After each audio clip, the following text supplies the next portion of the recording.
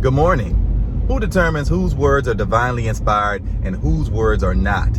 If your answer is a God, wrong. If your answer was the mind of mankind, ding, ding, ding, ding, you are correct. First of all, what are divinely inspired words? Divinely inspired words are words that are believed to be in a divinely godlike manner. Words that are stated to be in the most supreme degree. Okay, now, so let's ask some questions. Who produces words? Man. Who interprets the words? Man. Who records the words?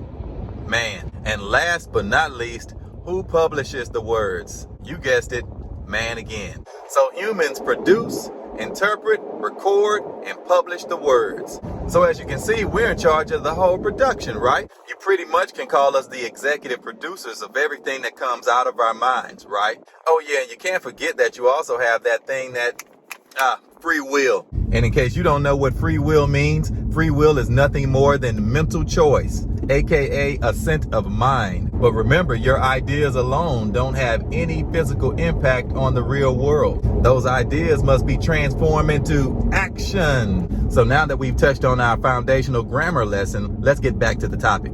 So how did humans find out about God? We found out about God through the words of other men who said they were selected by God to bring forth the divine word that told us about him. Do you know what inspire means? It means to induce, to inform, to input, to invade. But now we're back to free will. Do you believe you have free will? Because if you do, what that means is that God can invade your mind. Because if he did, that would be a breach of his legislation of free will. So how do you get to know a God that cannot reveal himself to you without breaking his policy of free will? Dun, dun, dun. No, actually, it's not that difficult. It's really simple. Remember, there's no consequences for ideas. There's no consequences for words. You make it mean whatever you want it to mean. You just come up with more ideas to harmonize the two together. Because you got to remember what we said at the beginning of this whole thing. Who's the author of the idea? You are. Who's the executive producer of the idea? You are. Who's the author of the words? You are. Let's use a quick reference from Disney World.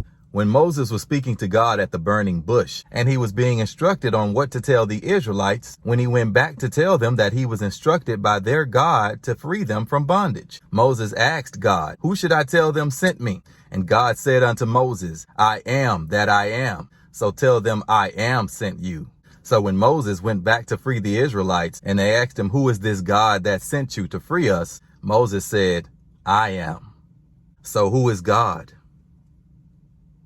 Message.